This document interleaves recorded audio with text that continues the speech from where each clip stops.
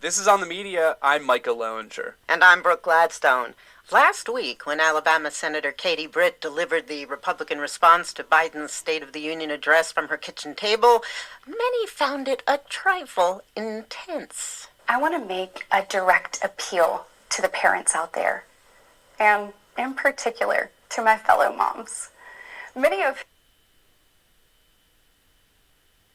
whom I know will be up, tossing and turning at 2 a.m., wondering how you're going to be in 3 places at once and then somehow still get dinner on the table. As we know, Britt was excoriated both for her overwrought performance and her misleading content, but it was the constant reference to her momitude that stuck in the craw of many a mom, as Scarlett Johansson spoofed on Saturday Night Live. Good evening, America. My name is Katie Britt, and I have the honor of serving the great people of Alabama. But tonight, I'll be auditioning for the part of Scary Mom. You see, I'm not just a senator. I'm a wife, a mother, and the craziest bitch in the Target parking lot. The conservative movement has capitalized on the power of motherhood for many a year, but especially lately, advocating and agitating in the name of parental rights, as when some moms protested against school closings back during the pandemic. Your job is to find a proper place for them to have their education. Get back in your lane and let me be the parent. And argued over trans students' use of bathrooms. Ask yourselves if you're willing to pay the litigation costs that will be brought by every family in this district whose rights are being infringed upon and forgotten about while you stomp on the graves of our founding fathers. And pushed to take books out of schools. What ideology are the children being indoctrinated into? What is your fear? I think parents' fears are realized. They're looking at these books where sexual discussions are happening with their children at younger and younger ages. That's Scott Pelley speaking with Moms for Liberty co-founders, Tiffany Justice and Tina Deskovich, in a fiery 60-minute segment earlier this month. Tiffany Justice read from sexually explicit books written for older teens, but found in a few lower schools. Most people wouldn't want them in a lower school. But in a tactic of outrage politics, Moms for Liberty takes a kernel of truth and concludes these examples are not rare mistakes, but a plot to sexualize children. Framing their book-banning efforts as a fight for parental rights, Moms for Liberty candidates have been running for school boards and local elections, with some success, as happened last week. There were too many surprises in last night's primary, with one big exception. The incumbent in the race for superintendent of public instruction lost to a political newcomer. Michelle Murrow, a far-right Moms for Liberty-backed candidate with no public education experience, won the primary for North Carolina's top school job. On paper, she didn't look like an election day threat. She didn't have a career in education. The homeschool mom also spoke out against public schools, calling them, quote, socialism centers and indoctrination centers. But the movement has also seen big losses at the ballot box, as in the 2023 midterms. In Iowa, 12 of the 13 candidates backed by Moms for Liberty were wiped out. In Pennsylvania, Democrats won against at least 11 candidates aligned with the Moms for Liberty platform. And in Virginia, 3 Moms for Liberty candidates lost by a lot. Book banning is unpopular. Who knew? Well, historians who follow what happens to conservative women's groups like Moms for Liberty would know. There's a century-long track record. It's almost eerie how similar the claims are. Adam Latz, a professor of education and history at Binghamton University, from a conversation we had in December. From the 1920s on, there's been a call campaigning on the platform of parents' rights, that parents should have the ultimate right not just to approve of what goes on in public schools, but also to veto what could go on in public schools. And that's been Moms for Liberty repeating this long pattern. Let's pursue the pattern and start with Alice Moore. She was a leader of one of these movements that bubbled up in the 70s in West Virginia. Her claim was that she was just a mom, over and over, especially conservative women who have exerted a lot of influence, like Phyllis Schlafly and Alice Moore, and the Moms for Liberty. They say, hey, don't worry, we're just moms. Alice Moore took that line, although when she ran for school board to take charge of what she saw as a too progressive school board in Charleston, West Virginia, she had been an engaged conservative activist for years. And her platform was blocking books and fighting for parents' rights. What did she end up getting done? Well, Alice Moore was in a minority. She got outvoted to block the books. So other conservatives in the area said, well, if the books are going in, our kids are staying out. For about 3 weeks, maybe longer, it looked as if, and this is what the New York Times called it, as if Alice Moore had flipped the script for the entire nation in terms of what would go on in public schools. Because she had taken on these national textbook publishers and groups like the Heritage Foundation, which was just starting at the time, called it finally what conservatives have been waiting for. We're taking schools back over. Moore warned that she was fighting books that would force white kids into feeling guilt and anguish about America's racism. This was back in 1974. She railed against public schools' alleged progressive agenda, destroying our children's patriotism, trust in God, respect for authority, confidence in their parents. I mean, deja vu all over again. And she was inspired by another activist 10 years prior, someone named Norma Gabler. Mel and Norma Gabler. Norma was the powerhouse, but again, she pretended she wasn't. She always referred to herself as just a housewife. She was a full-time activist with 8 employees running these textbook inspections. She brought the school publishing industry to their knees by exploiting one of Texas's rules. Texas had a rule that they had a board to approve textbooks, but had to be open to public comment and without limit of time. So Norma did her homework, read textbooks that no one else had really read.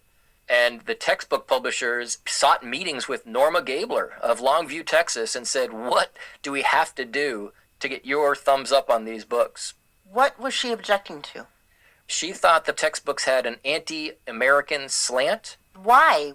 They said in 1961 their son was doing his homework, and he said, hey, my textbook says that the people who wrote the Constitution didn't get rid of slavery because some of them were slave owners. They thought that their son and America's sons and daughters, if they read the simple facts about America's founding, that would make them anti-American.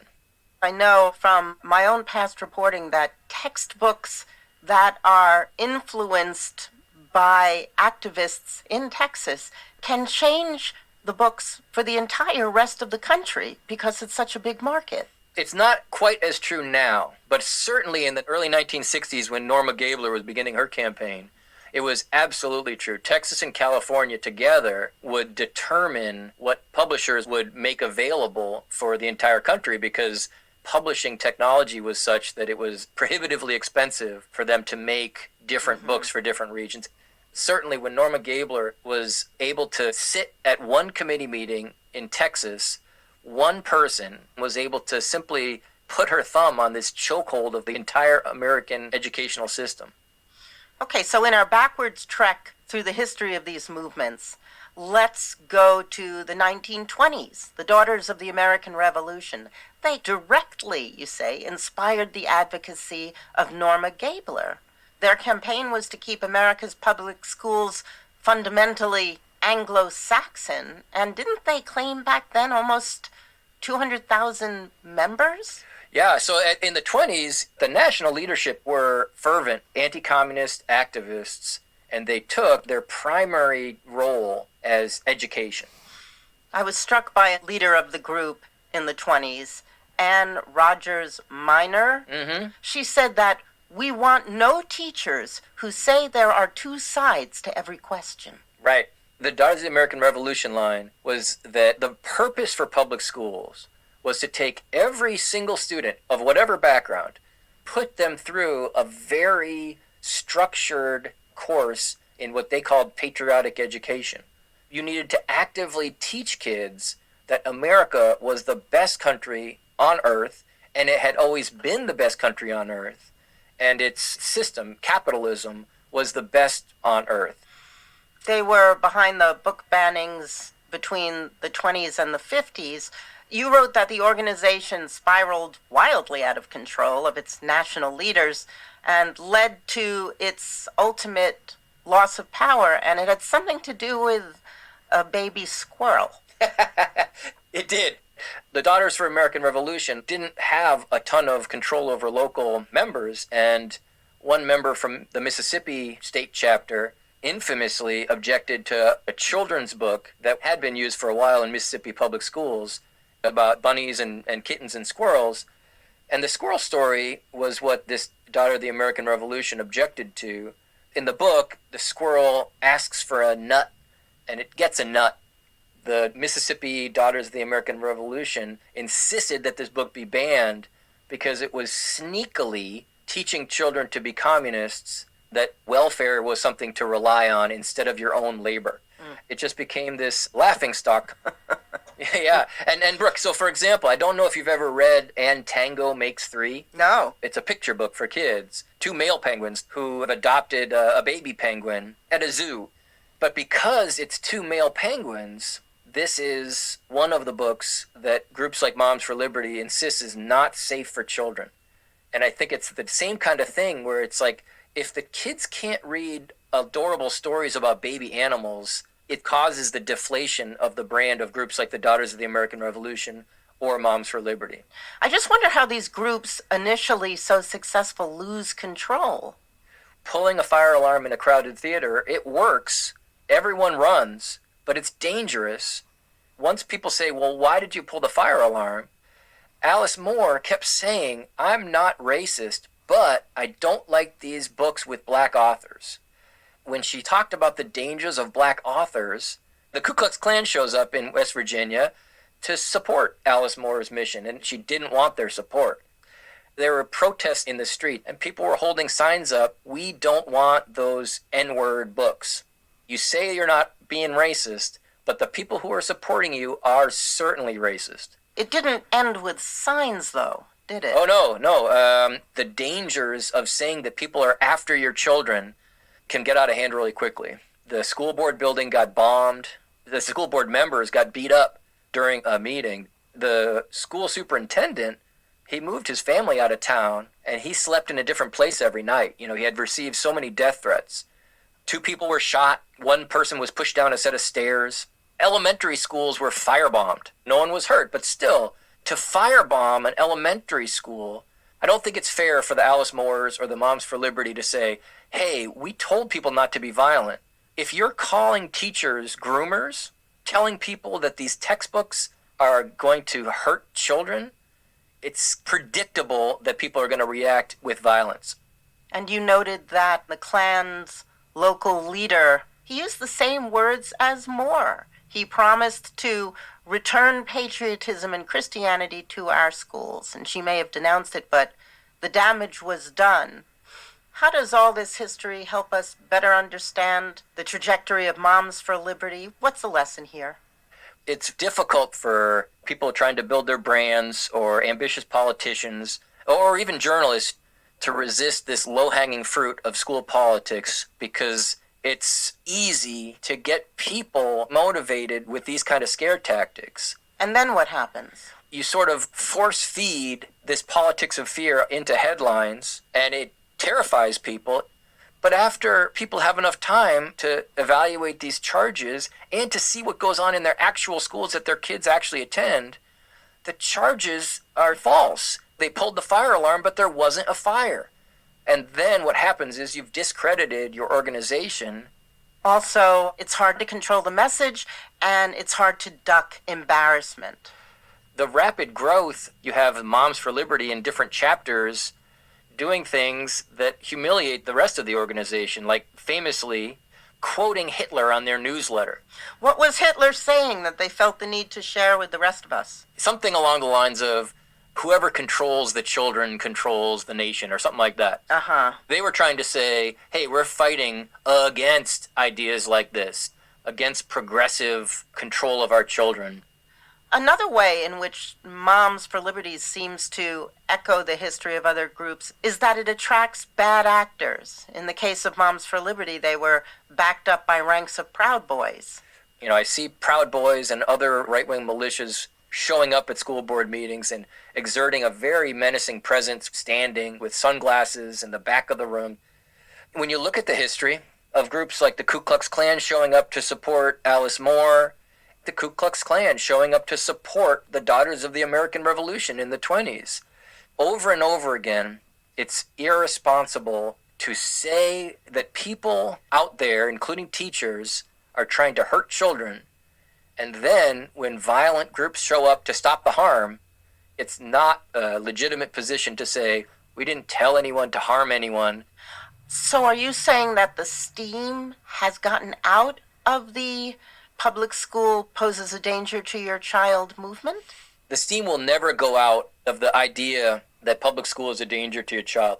There's always going to be this low-hanging fruit in the culture wars to say, the schools are dangerous, it's all connected, and if you vote for me or if you click like and subscribe, I can explain it all to you in one word. That claim has, for 100 years, driven school politics, and it will continue to do so. And you say this is a chronic condition in the U.S. Why? It comes down, for school politics, to a question of pronouns. Not he and her, but we and they. The United States has always relegated these unsolved questions about who we are to schools and to teachers to answer, because the rest of society doesn't have a clear answer. You mean we don't have a defined sense of our collective identity? We don't. So people like Alice Moore, Norma Gabler, the Daughters of the American Revolution, Moms for Liberty, they're able to say schools have to tell America that America is the greatest. That's the job of schools. Under the guidance of groups like Moms for Liberty, they have taken on the mantle of determining what our identity is. They have. They feel they deserve the right to do so. The rest of us, however, just don't agree. Thank you very much, Adam. Yeah, it's been a pleasure to talk with you. Thanks for calling. Adam Lotz, Professor of Education and History at Binghamton University. Coming up, it's not really about books. It's not really about school boards. It's about something a whole lot bigger. This is On the Media.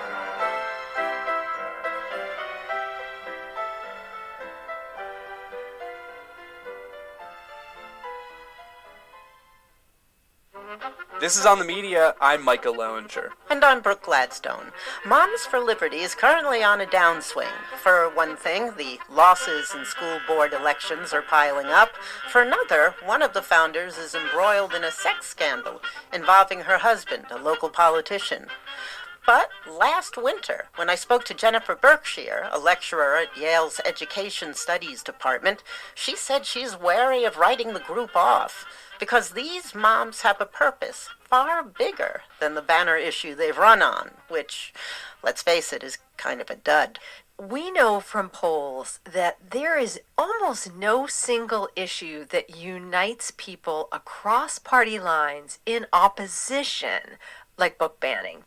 But you still see all kinds of efforts at the state and local level to limit access to particular books. And right now, the kind of organized efforts is to have parents show up at school board meetings and read passages from books and then demand that the books be pulled off of shelves right away.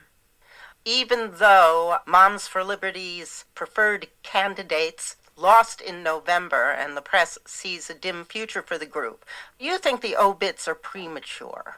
Why? Because we are judging the success or failure of Moms for Liberty by the wrong metric. We're looking at how they fared in school board elections and saying, hey, look, their candidates keep losing. That means they're a dud.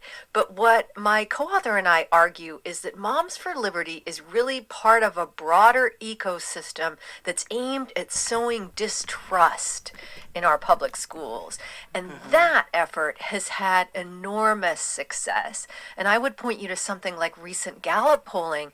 We know it's no secret that American trust in institutions has plummeted across the board, but something like only 26% of Americans say that they have faith in public schools. And among Republicans, it's even lower. It's 14%. Groups like Moms for Liberty have played a huge part in exacerbating the erosion of that trust. And in fact, you've observed that even their electoral losses have an upside, because every time there's a headline like "Progressives Sweep to Power in School Board Elections," it suggests that public schools are partisan institutions. And that's really the goal in these campaigns, is to send a message that we cannot agree on anything anymore, and that's reflected at every level of what our schools teach. And so let's go with school privatization, with school vouchers, with what are called education savings account. I'll go to my red school, you go to your blue school, and we'll just live our separate lives. And so the more we see the headlines and the constant fighting over what gets taught and who gets to decide, the more it plays into this larger narrative that schools have become partisan, and that the goal is actually to take them back and make them partisan in a different direction. Okay, here's what partly confuses me. You have these electoral losses, but you have Tiffany Justice, a co-founder of Moms for Liberty, recently saying that they're just getting started, the group's ramping up for 2024. Well, they're not losing all of their elections. They're still winning a quarter of a time. But if you are on the right, you are fed a steady diet of school-related outrage stories. I'm on mailing lists for a number of these publications.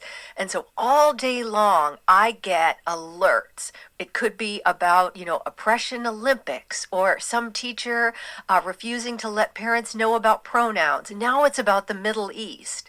You have this really, really energized base for whom these issues are a priority. And so in many ways, the Moms for Liberty dilemma reflects the larger dilemma within the Republican Party, right?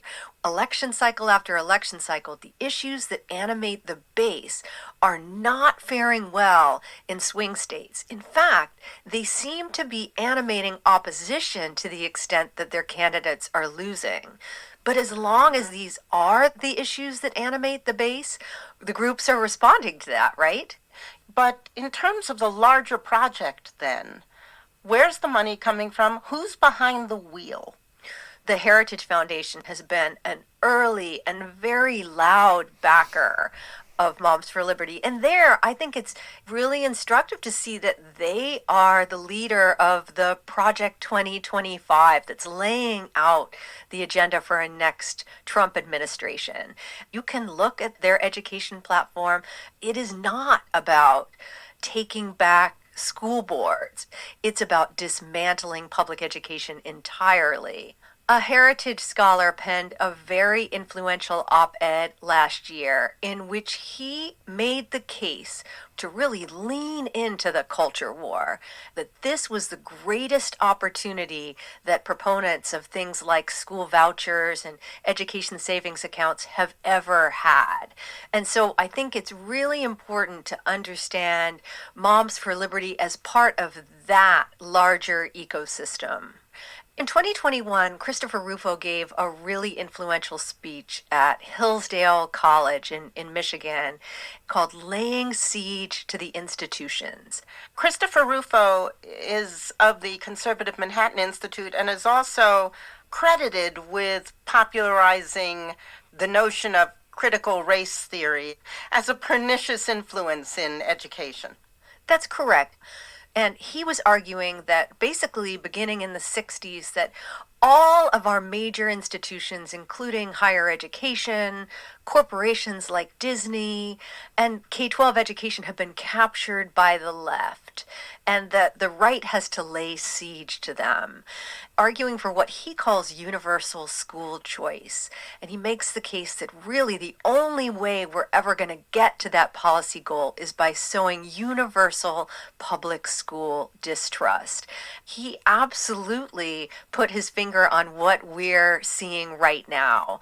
We now have 10 states, and more are coming, where these sweeping universal school choice policies have been enacted. And that basically means that instead of kids going to traditional public schools, the funding goes directly to parents, no matter how wealthy those parents are. And then they decide not just where kids go to school. Is it going to be a private religious school, some kind of independent school?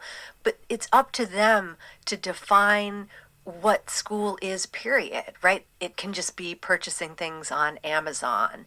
And what we're seeing in all of these states is that the families who are taking advantage of these sweeping new programs are affluent families who are now getting their private school tuition paid for. Wasn't this voucher money supposed to go to low-income kids, to marginalized kids? You're saying that the money is going to the wealthiest people in the state?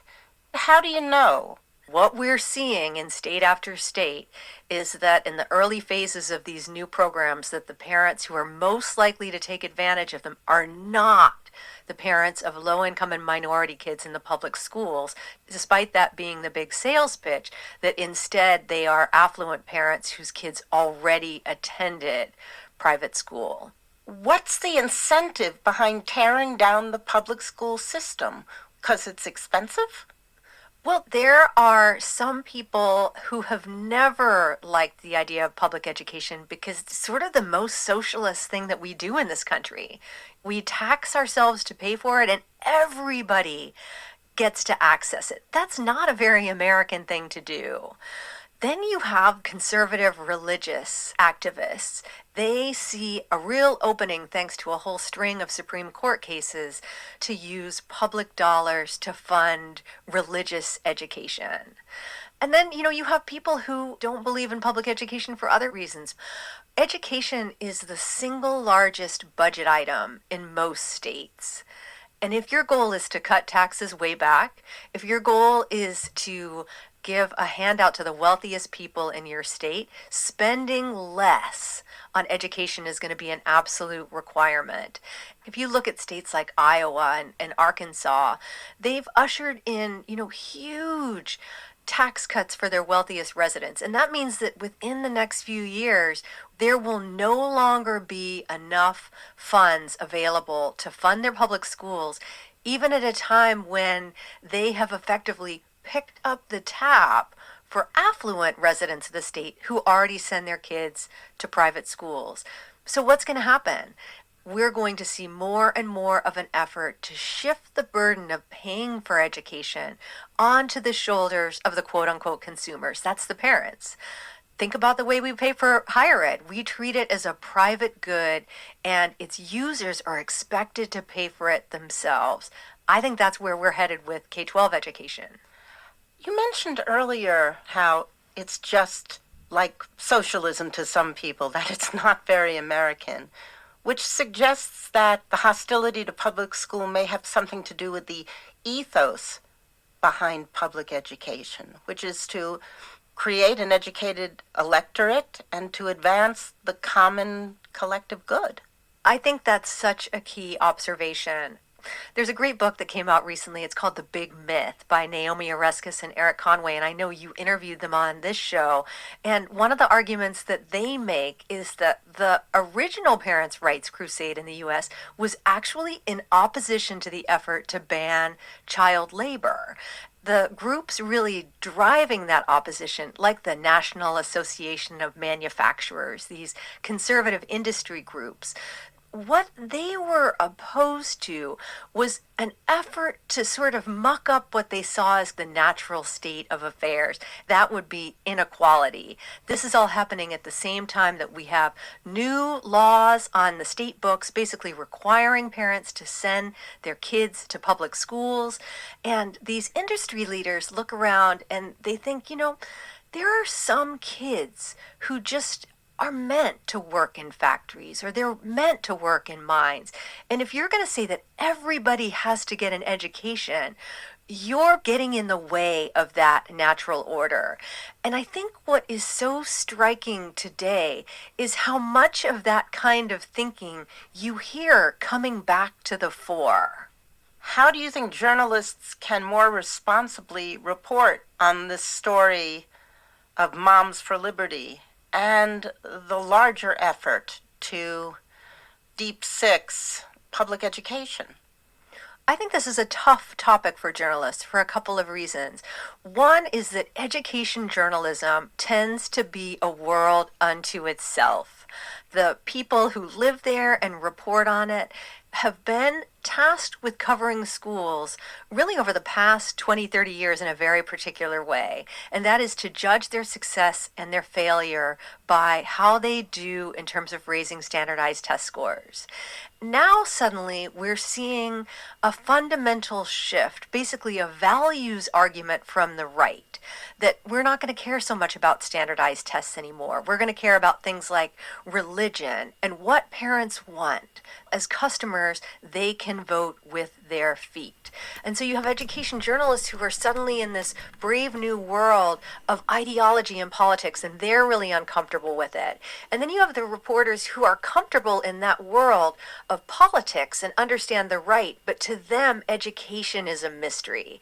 And I think that in many ways, this explains why the coverage of a topic like Moms for Liberty has so often been lacking. We heard over and over again stories about these candidates running, but much less about how poorly they fared and why. And I'll give you a specific example. ProPublica did an amazing piece about a DEI director for a Georgia school district who was basically hounded out of her job before she even started by angry white parents. Well, some of those parents then ran for school board, and what we never heard about was that locals overwhelmingly rejected them. And to me, that indicates that there is some fundamental part of this story that we have not been told.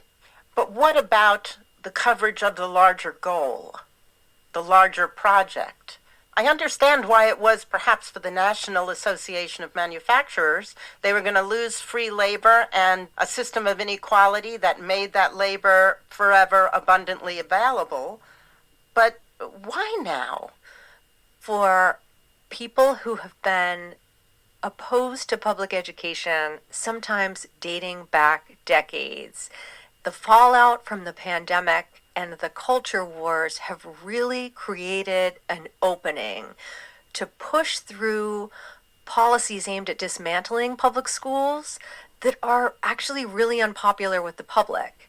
And, as long as the coverage and the focus remains on things like book banning and trans athletes and bathrooms and pronouns, the fact that people are losing this institution, a pillar of our democracy, just remains out of view.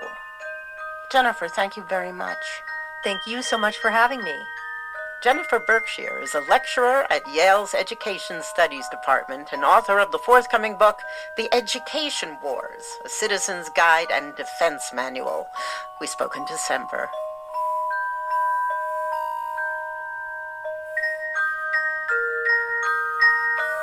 That's it for this week's show. On the Media is produced by Eloise Blondio, Molly Rosen, Rebecca Clark-Callender, and Candace Wong, with help from Sean Merchant. Our technical director is Jennifer Munson. Our engineers this week were Andrew Nerviano and Brendan Dalton. Katya Rogers is our executive producer. On the Media is a production of WNYC Studios. I'm Brooke Gladstone. And I'm Michael Onger.